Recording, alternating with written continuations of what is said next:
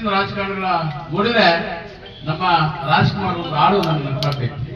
ಕ್ಷಣಕ್ಕೊಂದು ಬಣ್ಣ ದಿನಕ್ಕೊಂದು ಬಣ್ಣ, ಏನೇನೋ ವೇಷ ಮಾತಲ್ಲಿ ಮೋಸ, ಈ ಮಾತ ನಂಬಿ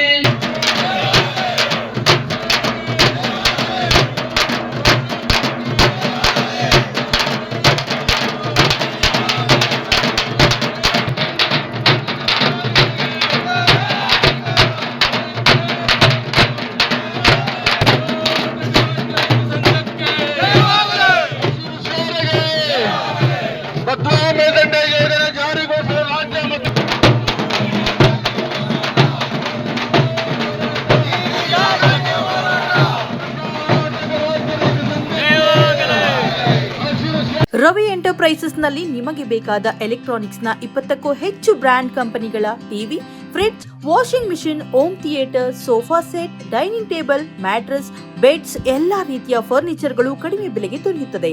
ಹಿಂದೆ ಭೇಟಿ ನೀಡಿ ಕೋಲಾರದ ಸಂಗೊಂಡಳ್ಳಿ ಬಳಿ ಇರುವ ರವಿ ಎಂಟರ್ಪ್ರೈಸಸ್ ಮತ್ತು ಬ್ರಾಹ್ಮಣರ ಬೀದಿ, ದೊಡ್ಡಪೇಟೆ, ಕೋಲಾರ.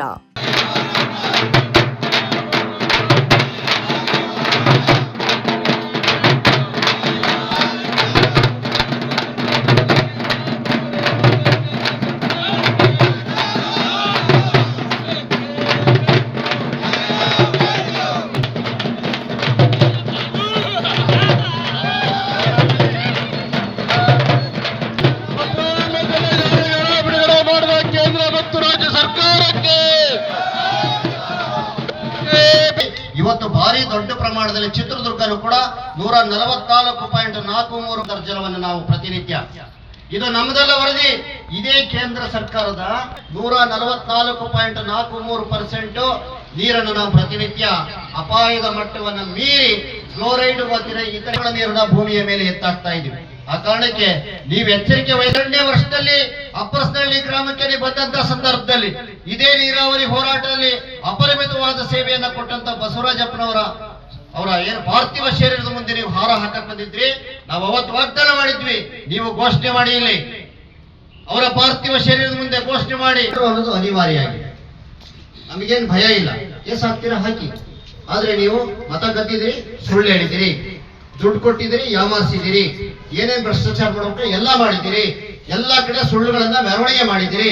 ನೀವು ಸುಳ್ಳರು ಹೌದು, ಕಳ್ಳರು ಹೌದು, ದಗಲ್ಬಾಜಿಗಳು ಹೌದು.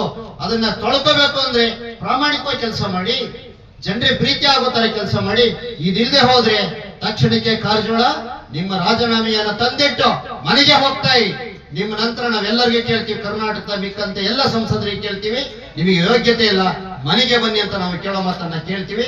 ಆ ಕಾರಣಕ್ಕೆ ತಾವೇನೋ ಈ ವಿಚಾರ ವ್ಯಗ್ರರಾಗ್ತೀರಿ, ಅದು ನಿಮ್ಮ ದೌರ್ಬಲ್ಯ ಆಗುತ್ತೆ, ನಿಮ್ಮ ಮನೋ ದೌರ್ಬಲ್ಯ ಆಗುತ್ತೆ. ದೇಶಗಳೇನಿಲ್ವಲ್ಲ, ಆ ಹಿನ್ನೆಲೆಯಲ್ಲಿ ತಕ್ಷಣಕ್ಕೆ ಕಾರಜೋಳ ತಪ್ಪಿಸ್ಕೊಂಡು ಹೋಗಿದ್ದಾರೆ. ಕಾರಜೋಳರ ಮುಂಚೆನೆ ಪತ್ರ ಕೊಟ್ಟರು ಕೂಡ, ದಿಶಾ ಮೀಟಿಂಗಿಗಿಂತ ಮುಂಚೆನೆ ಪತ್ರ ಕೊಟ್ಟಿದೀವಿ.